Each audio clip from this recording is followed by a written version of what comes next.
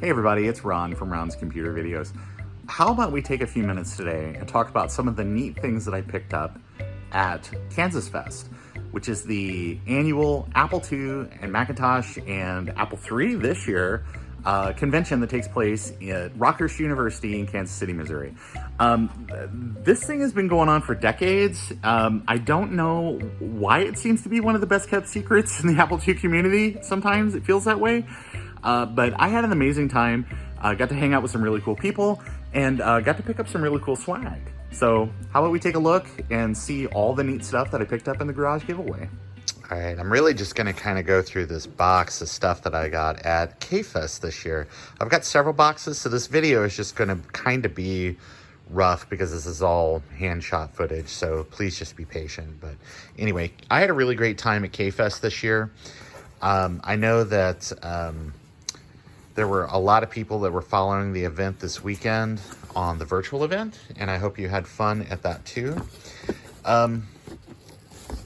Let me just kind of maybe talk about some of these neat items, but this is something that I saw that I really, really liked. It's a library book that is basically got all this old...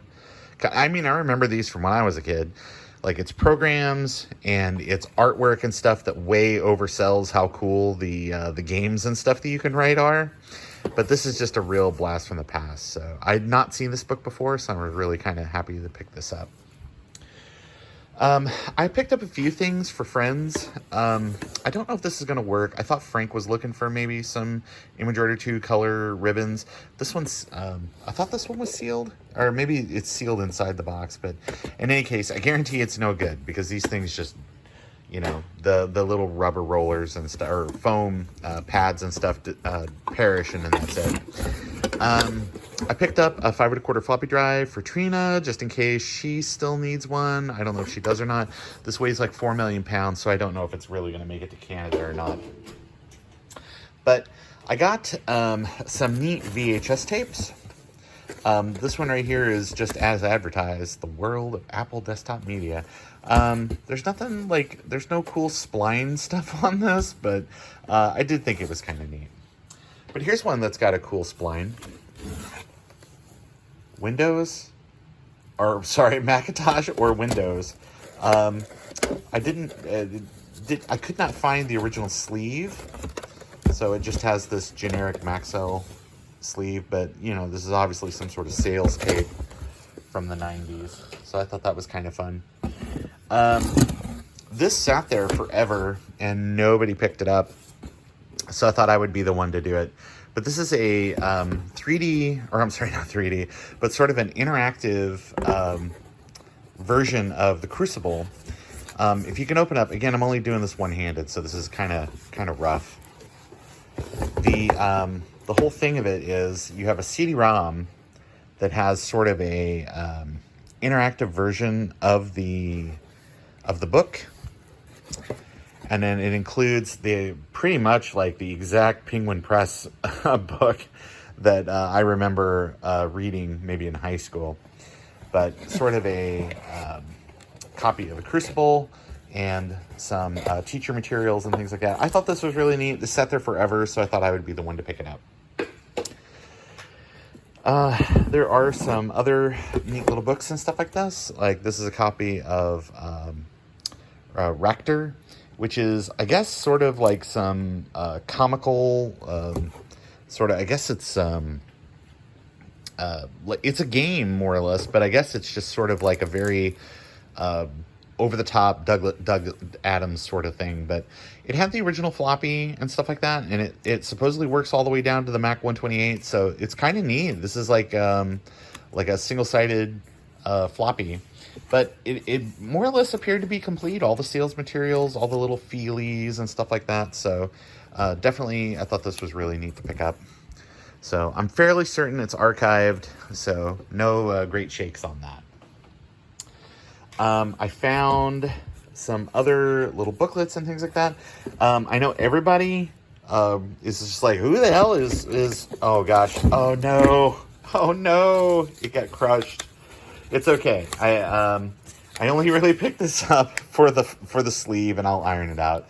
But there was a copy of a Sticky Bear drawing there, which the disc label is not in great shape, but at one time the floppy sleeve was. I thought it was pretty cool, and it included the little user guide. So I'll have to fix this up. That's what happens when you mail stuff. I don't know if you are a fan or you remember these Hayden books from back in the day, like the Cool Mac series, but this is one kind of all about QuickTime. I've got an upcoming video where I'm going to talk maybe a little bit about this video series. I know that Savvy Sage just did a video about the After Dark. There's like an After Dark one of these books. But this was just sort of like a fun thing you would pick up at like Books A Million or, you know, one of those mall places, you know, like $20. And it was just like, oh yeah, it's like some Mac shareware and stuff like that. So anyway, I thought that one was pretty neat. So I picked that up.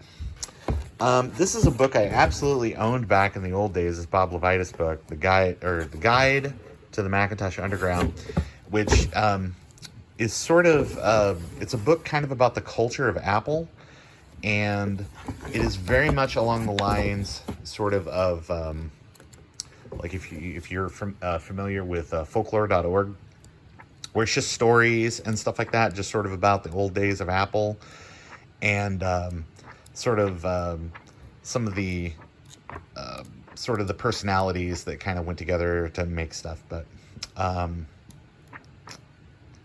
it's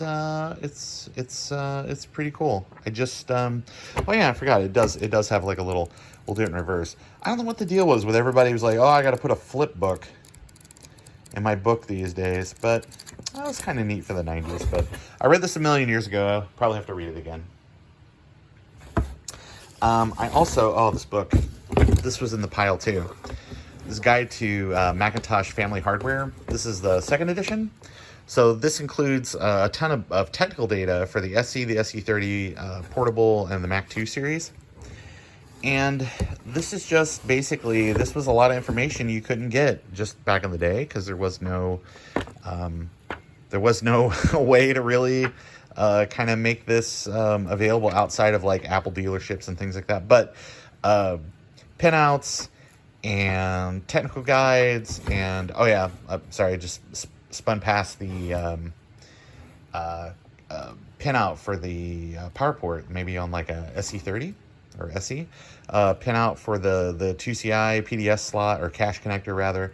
Yeah, I mean, there's just a lot of great information in here. So, but these things, they don't sell for big bucks online, but it's kind of neat, and I like the spline and stuff, so really cool to have that. All right, so Dr. Buggy gave out a bunch of these ROM chips, and actually inside this envelope there are like some pictures and things like that of sort of like a EEPROM programmer for the Apple II, and then there's a chip that he programmed and things like that. But you could drop this in your Apple IIc, and basically when you boot up, it displays like KFEST and some other little customizations and stuff. But it's he was handing these out, so I definitely grabbed one. I thought it would be fun. I'll play with it later. Here's some swag stuff that I brought. I brought the sort of the battery kits and my TTL adapter, and I brought stickers. Let me get those out of the way. Let's see what else. I'll show that very last. I picked up a puck mouse. I need this for VCF Midwest this year for doing some giveaway stuff. What was there? Oh yeah, this is good. Chris Torrence from Assembly Lines podcast, and he's also a board member for KFEST, had a bunch of these available. Well, maybe not a bunch. He had a couple of these available for sale just because they're kind of getting tougher to find. But it's a soft SP card for the Apple II, like 2 Plus and 2E, that adds smart port support for those machines. So you can use like a W drive or a floppy EMU or something. I picked this up. I actually had to purchase this. It was like $20. It wasn't a big deal. But I needed an extra one.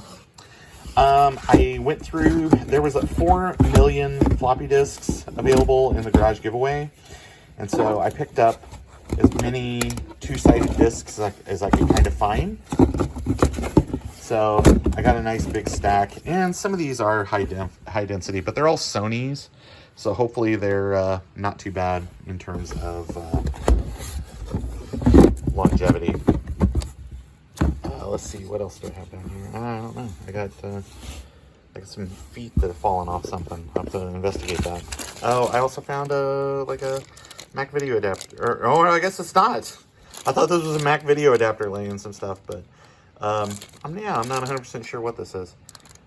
But I'll have to investigate that at some point later. I thought it was a Mac thing. Hey, look, it's Joe from Joe's Computer Museum. Okay, this is one of the neat things that I found, and I was kind of surprised that this did not go quicker than what it actually did. But this is a Applied Engineering HD Plus floppy drive. If you are unfamiliar with what this is, basically warranty void. Basically what this does is if you have a like a Mac 512 or a Mac Plus or a Mac 2, basically you can plug this drive in, and what it allows you to do is read high density floppies on those computers that still have 800K ROMs. So there was a upgrade for like the Mac 2, or I'm sorry, for the SE, where you could upgrade it to read high density floppies and things. The FDHD floppy drive high density rather upgrade. But before that was more widely available, you could just get this drive so you could read those high density discs. Well, I guess I figured out where those feet came from. But no, yeah, the whole thing was that you could, and it just passed through. But yeah, the whole thing was so you could read high density discs. There was a driver you had to load. There's some limitations, like you can't actually boot from this drive on those machines.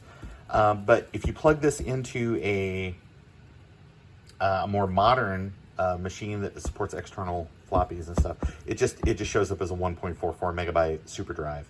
So this was just kind of a fun alternative back in the day. But all right, let's go to box 2. Okay, here's box 2. There's more Mac stuff in here. Here's a little guide for Read It.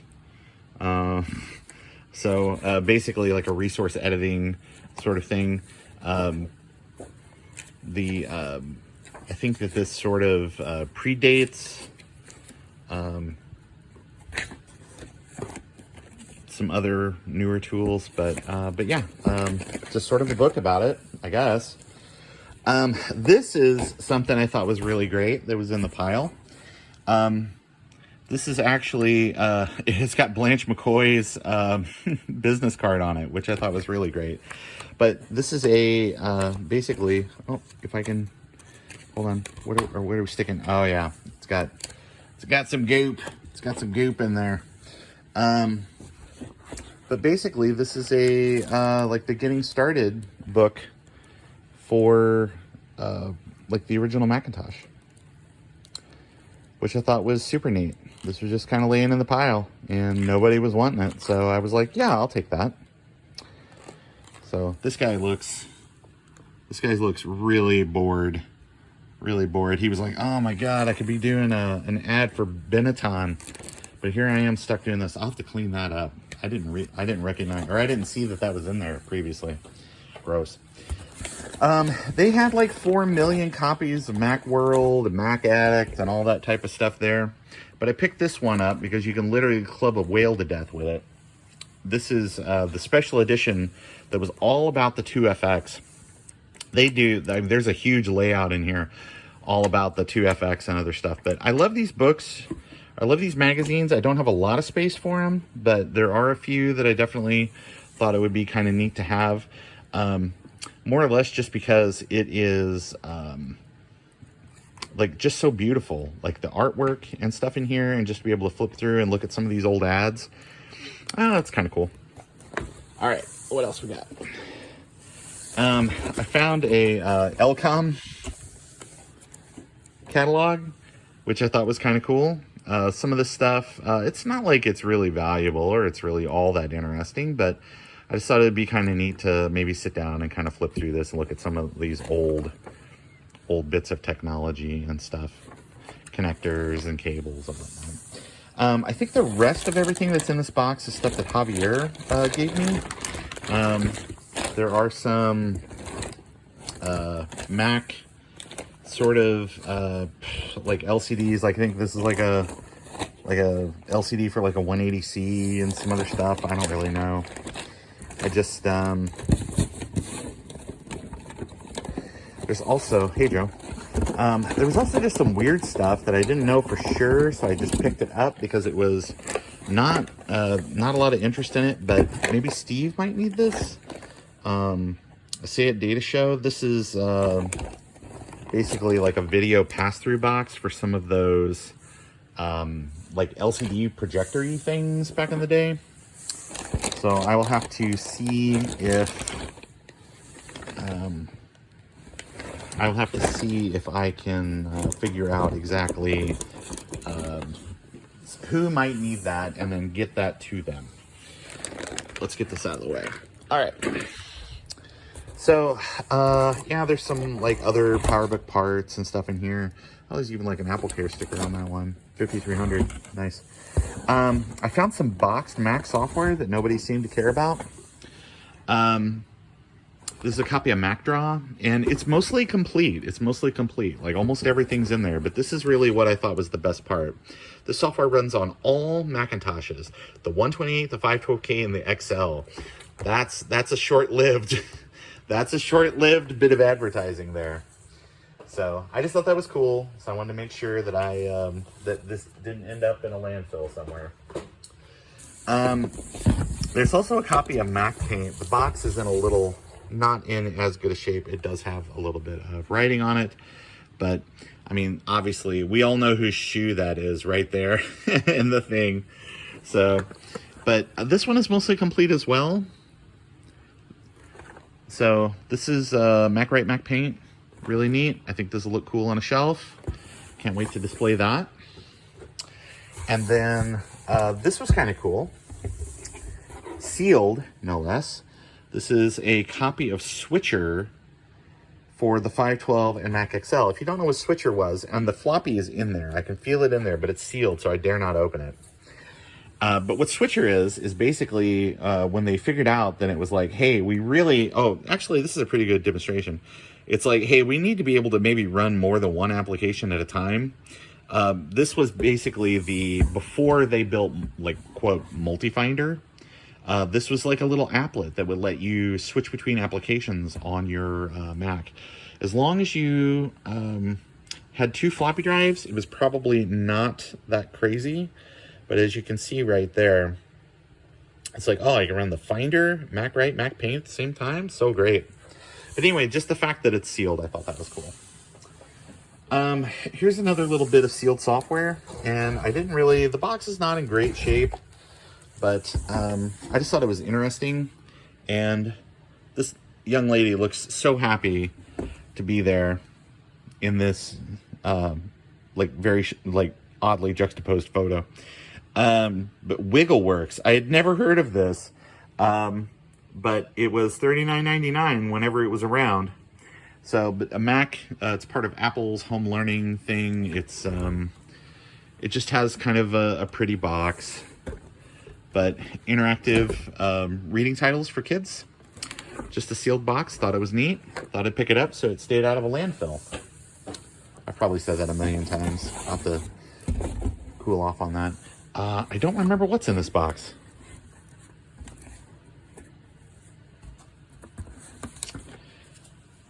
Some manner of serial interface adapter thing. I don't even remember picking this up.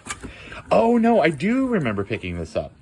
Serial interface adapter for non-RS-232 video disc players. I thought that this might be up Steve's alley. Just because the box itself appears to have a Mac serial connection on it.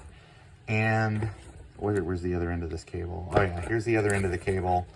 It appears to have just some RCAs and some flippity dippities here in the middle, and a bunch of other little adapters. And then there's a diskette that says for HyperCard stacks, related HyperCard stacks and modified drivers. And you can see the model numbers there, Steve. So if that's the one that you're trying to do something with, because I swear that there was some point in the past that Steve had some kind of Apple Laserdisc thing that was like an interactive sales disc or something that had a bunch of stuff on it that it was like you had to control it with HyperCard. But so when I read all that, I was like, oh, well, put that anywhere. When I read that, I was like, oh yeah, this might be right up Steve's alley. But here's more. Oh, that's at 5,300. All right, next box. Okay, only a couple little boxes to go. Let's see what we got. I think this is mostly manuals and stuff that I picked up, but some Apple II stuff. But WPL, got no idea what it was, but it looked really neat. So I thought I would pick it up. How to write in WPL. Have no idea what this is, but I just thought it was a neat book. I thought I would pick it up and just see if anybody maybe needed it. If they do, then I'll get it to them. Apple File Share Server. This is kind of a neat little bound or ring bound book about Apple Share Server and setting it up so that way you could share files with other Mac users. Thought that was cool. Here's a user's guide, but this is kind of for a later Mac. I'm pretty sure this would be like Mac SE kind of era, Mac 2 era. Again, there's nothing really fancy about these books, but they do have some really nice artwork and stuff inside. So sometimes they're just kind of neat to appreciate from that point of view. Here's the file server administrator's guide. So it's just kind of more of the same on that. I'm sure that these are all archived somewhere. I did like this ImageWriter, the original ImageWriter user's guide, information kind of about the ImageWriter 1 and things like that.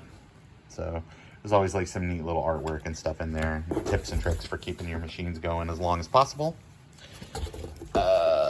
There's another user manual for the 2E, 2 Plus, and 2. It's not all that exciting, but I picked it up. I thought it was neat. Here's something later. Apple Share IP version 5. I had not seen this book before, but really it's more of a networking guide. But this is later, so it's TCP/IP information. It's got stuff about the early web, all that. Plus the artwork on the cover is pretty neat. Yeah, Apple Talk Personal Networking. This is like those $4 million, and they didn't really have any of these. Typically, you can find some of those really old cables, because like the original adapter that Apple made, it was like 8-bit DIN on one, or 8-pin DIN on one side, and like a 3-pin connection on the other end. And it used all these plenum cables that were like $4 million. So when PhoneNet came out later, a lot of people were really rejoicing that you could do it. But hey, just remember, it's not a ring. You don't make a ring. It just goes point to point, and then you have termination on those ends. Don't cross the streams. Don't do it, Ray.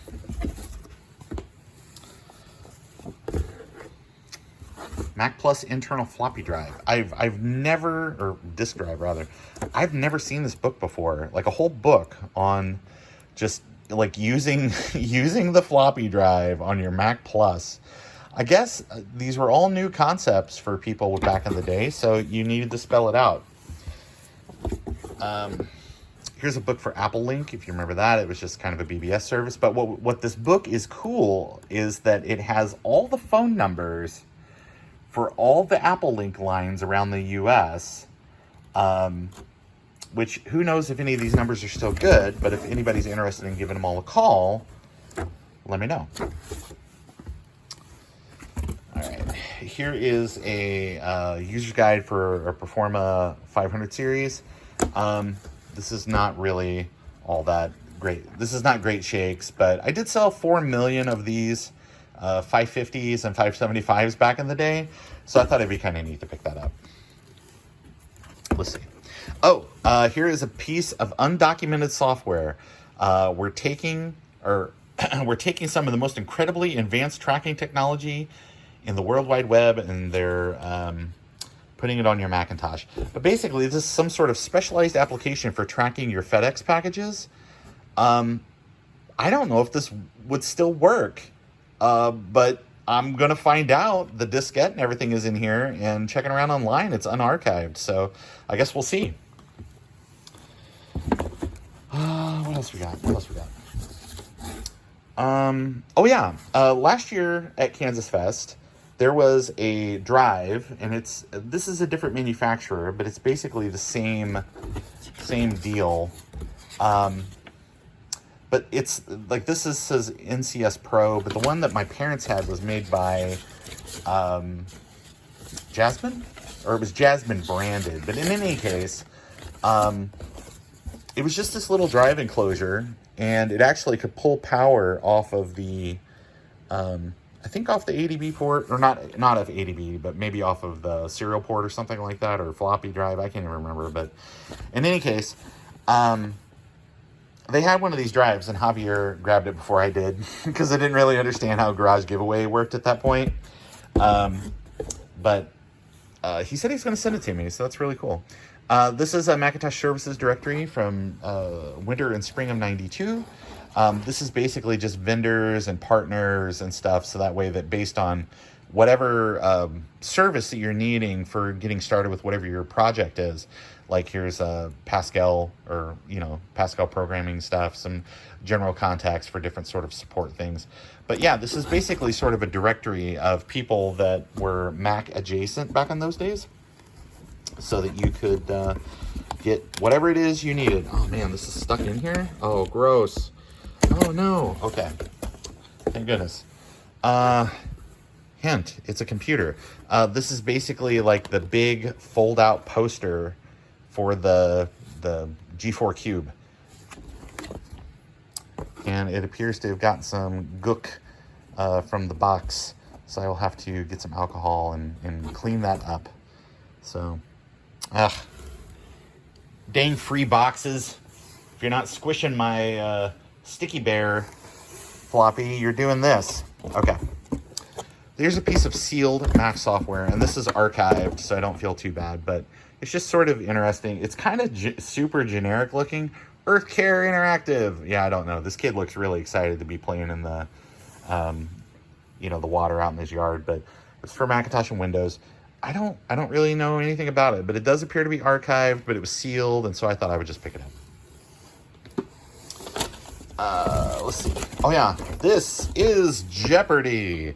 But unfortunately it doesn't have the disc inside, but this is a boxed, this is the box and all of the little internal, pieces of paper and everything like that, and ephemera for Jeopardy for the, let's see, Mac Plus and later models. Ooh, and it's compatible with System 7. So anyway, no disc, which sucks, but really nice box. So I just thought I would keep it. Thought I would pick it up. Here is something, and I don't remember if this is the other one that wasn't currently archived. Maybe it is, maybe it isn't. I'll have to double check. But it's called Image Factory for Macintosh. This appears to be sort of like some draw tools and things like that, and then you can import your project into other bits of software. This, I think it's just, oh yeah, no, I do have the diskette, or at least one of the diskettes. But the manual itself is a little rough, but I don't know if it's archived or not. I was very quickly trying to go through and Google things while I was standing there, so a lot of it I just grabbed, so it didn't end up being lost. But okay, so here everybody has 4 million copies of these. The Apple IIe introduction, 5 1/4. But the neat thing is, I think, let me see. Did I stick them in here? Sorry for the extreme close-up, but they're somewhere around here. But anyway, these discs, the labels just look amazing, and look at those beautiful floppy sleeves. So I just figured I would grab those. Oh no, here they are. Okay, this was a this is the complete mailer. This has got everything in it. I remember this back in the day. Sans these Apple stickers, which are really neat. But basically, this was a bit of advertising trying to get people to do QuickTime VR. But this is it. This is like the whole. This is the brochure. This is the sales stuff. This is how to contact us. This is all this. I remember this back in the day. I worked for a company that we did a lot of QuickTime VR stuff, and this is exactly what it looked like. Send away for more information, but this was just kind of at the bottom of a box, and I was like, yeah, this was specifically put here for me to find. Something else, like when you open up those 5 1/4 kits, yeah, look what you find inside. Everybody's like, oh, I got 4 million copies of that introduction to Apple IIe, but do you have 4 million of these old Apple stickers? Probably not. But I found a couple sets, and then I was like, oh, I can't keep all these. So I just started handing them out to folks to make sure that anybody that wanted one. But I like it because it's got the old font and stuff on there. So pretty neat. And then the last thing in this box is there is a copy of Millionaire, which is the stock market simulator. This is, but it's just got really great packaging. But this is a game for Macintosh. This is like for 128/512.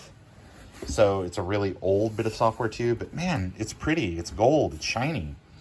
And it has, and it's complete. So that's kind of, somebody held on to this for many, many years. But the little fake leatherette plush, sort of, it feels like grandma's toilet seat. It's kind of disconcerting, but anyway, no, it's 100% there. So I just thought it was kind of neat, and maybe I'll have to do a little video about it, play this at some point. So, all right, let's go to the last box.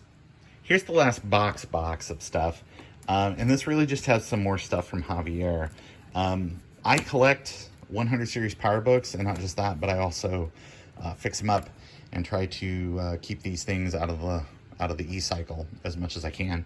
So he gave me a few of these, and then some of these are also from my friend Britt Dodd. Britt has a big collection of these things. This is the nice one though that he just gave me, and this should be fully working. See if I can get this open without breaking anything. This is a PowerBook 3400. This is a nice revision to those 5300 machines from back in the day. Really nice screen. This one should be fully working. I just need to get a power supply for it. But the cool thing about this is a great little bridge machine, because you do have, there's an option for floppy or CD. It doesn't do them simultaneously, but at least you have the option. And then you still have serial ports, and you've still got kind of like the legacy SCSI and all this type of stuff. But you have Ethernet, and you've got infrared and things like that, which is way cool.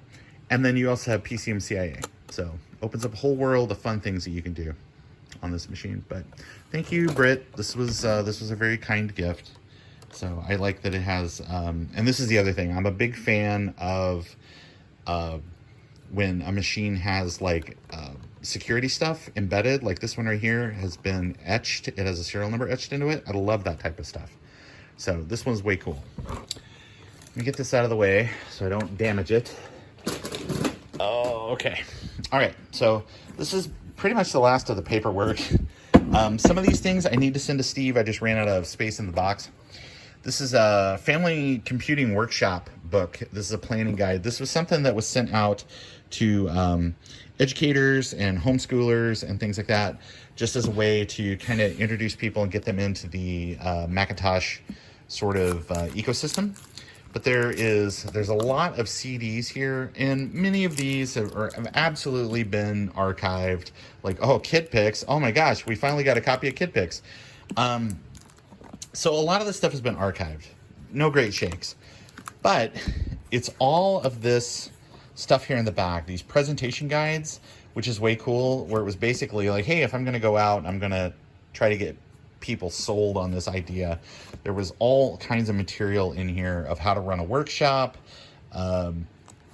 There's like little tent stands for you to put on the table for different activities, door prizes, all that type of stuff. So this was a neat bit of Apple marketing back in the day to try to get teachers and people on board with using Macs in their classrooms.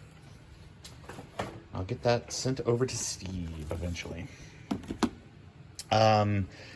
Nothing too exciting. This is just like a high-resolution RGB monitor owner's guide. It's just, you know, picked it up to keep it out of the landfill.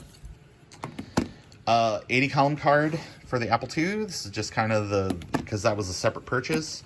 You know, if you had like an Apple II or an Apple II Plus, you could just buy a 80 column card. This book, right, this is specifically for the, or I'm sorry, it was, yeah, 80 column card, but this is specifically, this is weird because it's the 80 column card for the 2E. In this era, you would probably want to get a RAM expansion card, like that added an additional 64K of RAM, and the 80 column card. So I just thought that was really strange because I'm like, at this point in the game, who's still buying this? But anyway, I picked up a couple of these manuals just because they were so weird. CD300i Plus owner's manual. It's like, hey, here's how to use a CD. You got to try those new musical discs and photo discs that are on the CD-ROMs these days. Here, this is the generic book that came with like almost every Performa machine back in the day, especially like Performa 200, Performa 400, kind of those original Performa machines. Because I remember I had a copy of this and I would just kind of keep it out there on the table at my sales job. So that way if people they asked questions or something, I could just go, rather than, you know, show, not tell. Kind of explain to people what was going on. Oh yeah. N95 mask. Those are always fun. Here's some more stuff from Dr. Buggy. This is actually the what's I think inside that envelope.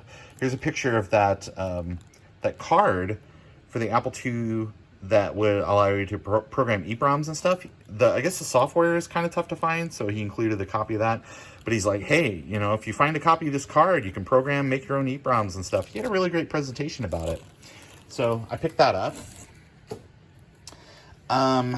This is something I thought was interesting. Mac Attack. This is just the box, or just the, you know, it's just the case. This is archived out on Macintosh Garden, but the case is not. There's a picture of the floppy, there's a picture of the manual. There's not a picture of the case. So I thought, I'll grab that. I'll get that archived, add that. Add a little bit of something to our rich history. Hey, look at that. It's another high-resolution RGB monitor owner's guide. I don't know how I ended up with so many of these. Here's a book about AppleSoft Basic, which is the flavor of Basic for the Apple II machine. This gives you like some programming, how-to, teach you how to do graphics, loops, things like that. Let's see.